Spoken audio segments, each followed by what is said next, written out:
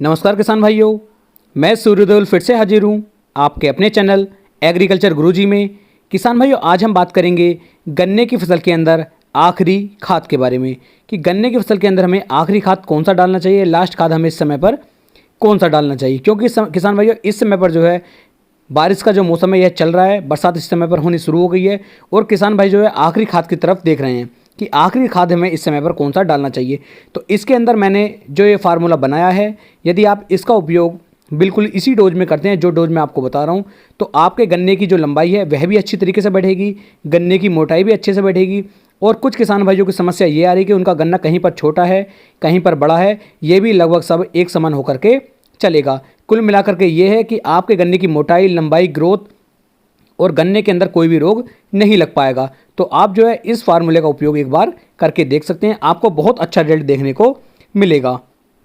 आज की वीडियो में हमने टोटल 5 कमेंट लिए जो लगभग सभी किसान भाइयों के लिए बहुत ज़्यादा उपयोगी हैं। यदि आपके मन में भी कुछ प्रश्न है, आपके मन में भी कोई कमेंट है, तो आप भी कमेंट कर सकते हैं। आपके सभी कमेंटों के जवाब बहुत जल्द अगली वीडियो में देखने को मिलेंगे। हमारा पहला कमेंट है रामपाल जी का। ये कह रहे हैं, सर जी हम बर्बाद हो गए, हमारे गन्ने में रेड रोट लग गया है। मान लीजिए 1 एकड़ में 20 गन्ने ही सूखे हैं, उन गन्नों को खेत से बाहर निकाल दिया है और गन्ने की पत्ती भी तोड़ दी है। अब क्या सिंजेंटा के एमिस्टार टॉप का स्प्रे करने से रोका जा सकता है या दूसरा कोई उपाय हो तो बताइए, प्लीज़ हमारे गन्ने को बचा लीजिए, प्लीज़ प्लीज़ प्लीज़। तो रामपाल जी, लगभग 4 से 5 दिन पहले मैंने गन्ने के लाल सड़न रोग के लिए एक वीडियो बनाई है और उसके अंदर 2 से 3 तरीके मैंने बताए। यदि आप उन तरीकों से चलते हैं तो आपके गन्ने की फसल के अंदर से ये जो दिक्कत आ रही है यह काफ़ी हद तक कम हो जाएगी। तो आप एक बार उस वीडियो को ज़रूर देखें, आपको बहुत सहायता मिलेगी। और आप मुझे अपना नंबर सेंड करें, मैं एक बार आपको फ़ोन भी करूँगा, तो प्लीज़ अपना नंबर मुझे सेंड कर दीजिए। अगला कमेंट है बीनू मोरल जी का। ये कहना है, टॉप बोरर फिर दिखाई दे रहा है, दवाई भी लगाई है एम्पलीगो 15 दिन पहले, तो क्या करें। तो देखिए, यदि टॉप बोरर की समस्या आपके गन्ने की फसल के अंदर आ रही है तो आप इसके अंदर एक बार फ्यूरोडान का उपयोग कर लीजिए, फिर ये समस्या बिल्कुल ही जड़ से चली जाएगी। अगला कमेंट है फ्यूचर प्राइम मिनिस्टर जी। भाई राम राम, गन्ने में पोकोविंग रोग क्या स्प्रे करना चाहिए? कार्बेंडाजिम का स्प्रे भी कर दिया है, अब भी अच्छा रिजल्ट नहीं मिला।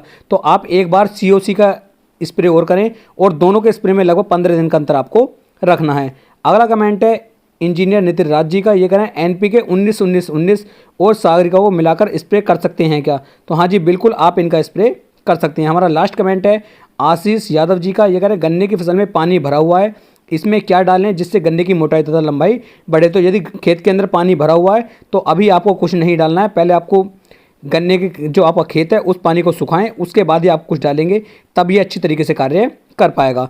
शुरू करते हैं आज का अपना टॉपिक कि गन्ने की फसल के अंदर हमें लास्ट डोज कौन कौन सी लगानी चाहिए और कितनी कितनी मात्रा में लगानी चाहिए। तो किसान भाई, आखिरी डोज के बारे में जो मैं बता रहा हूँ, इस डोज को आपको बिल्कुल इसी तरीके से लगाना है जितनी डोज मैं इसमें आपको बताऊँगा, इससे ऊपर नीचे आप गलती से भी ना करें।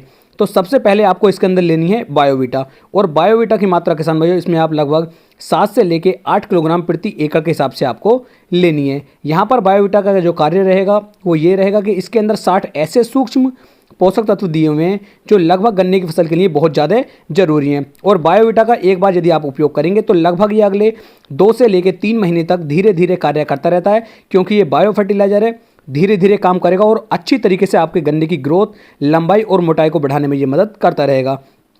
किसान भाई चाहें तो बायोवीटा की जगह सागरिका का उपयोग भी कर सकते हैं, धनजाइम गोल्ड का उपयोग भी कर सकते हैं। तो आप इन तीनों में से किसी भी एक की मात्रा 7 से लेकर 8 किलोग्राम प्रति एकड़ के हिसाब से किसान भाइयों आपको लेनी है। इसके साथ साथ आपको लेना है पोटास, और पोटास की मात्रा जो आप किसान भाइयों आपको लेनी है वो लेनी है 20 किलोग्राम प्रति एकड़ के हिसाब से। यदि इस समय पर आप पोटास की मात्रा लेते हैं तो ये गन्ने के तने को मजबूत करेगा, जिससे जो आपका गन्ना होगा तेज़ी के साथ नीचे नहीं गिरेगा। दूसरा, सुक्रोज की मात्रा को ये बढ़ाएगा, जिससे गन्ने के अंदर मिठास बनेगी और मिठास बनने की वजह से आपके गन्ने के अंदर जो वजन है वह बढ़ना शुरू हो जाएगा। और आपका गन्ना यदि काला पेला मतलब काला नहीं हो रहा है, हरा भरा नहीं हो रहा है, तो गन्ने के ऊपर ये चमक बनाने में भी बहुत ज़्यादा मदद करेगा। तो इस समय पर आपको पोटास की मात्रा भी 20 किलोग्राम प्रति एकड़ के हिसाब से लेनी है। इसके साथ साथ किसान भाइयों आपको एक लेना है यहाँ पर इंसेक्टिसाइड, यानी कि कोई भी एक कीटनाशक का आपको इस समय पर उपयोग करना होगा। यदि इस समय पर आप एक कीटनाशक लेंगे तो ये भी आपको अच्छा रिजल्ट देगा।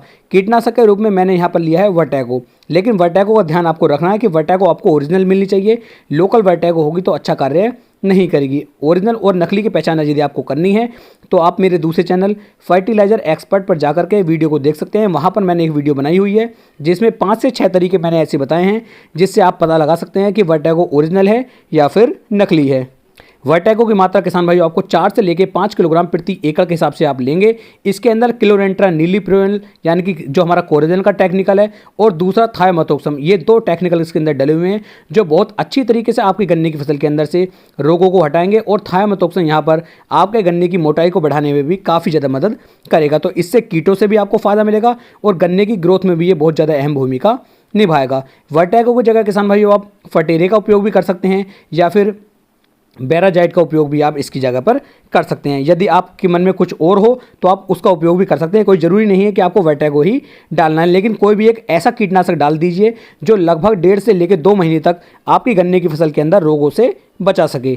इसके साथ साथ किसान भाइयों आपको यहाँ पर लेनी है यूरिया, और यूरिया की मात्रा की यदि मैं बात करूँ तो आपको लगभग 30 से लेके 35 किलोग्राम प्रति एकड़ के हिसाब से आपको यहाँ पर यूरिया भी लेना होगा, क्योंकि यूरिया यदि इस समय पर आप डालेंगे तो गन्ने की ग्रोथ करने में ये बहुत ज़्यादा अहम भूमिका निभाएगा और गन्ने को आपको लगातार हरा भरा बना करके रखेगा। तो इस तरीके से कुल मिलाकर के urea 35 kilogram, potash 20 kilogram, Vertago 5 kilogram और बायोवीटा 8 किलोग्राम हो जाती है। इन चारों को आपस में आपको अच्छी तरीके से मिक्स करके अपने गन्ने की जड़ों के पास में डाल देना है, चाहे वो आपका पौधा गन्ना हो या फिर वो आपका पेड़ी गन्ना हो। दोनों गन्नों के अंदर आप इसे डाल सकते हैं और बहुत अच्छा रिजल्ट किसान भाइयों निकाल करके देगा। लेकिन एक बात का आपको ध्यान रखना है कि आपको अपने खेत के अंदर नमी लगातार बना करके रखनी है, नमी बिल्कुल भी ना खोने दें। यदि नमी बना करके रखेंगे तो आपका गन्ना बहुत ही अच्छा रिजल्ट निकाल करके देगा। तो उम्मीद है मैं आपको एक सही और अच्छी जानकारी दे पाया हूँ। बहुत बहुत धन्यवाद वीडियो को पूरा देखने के लिए।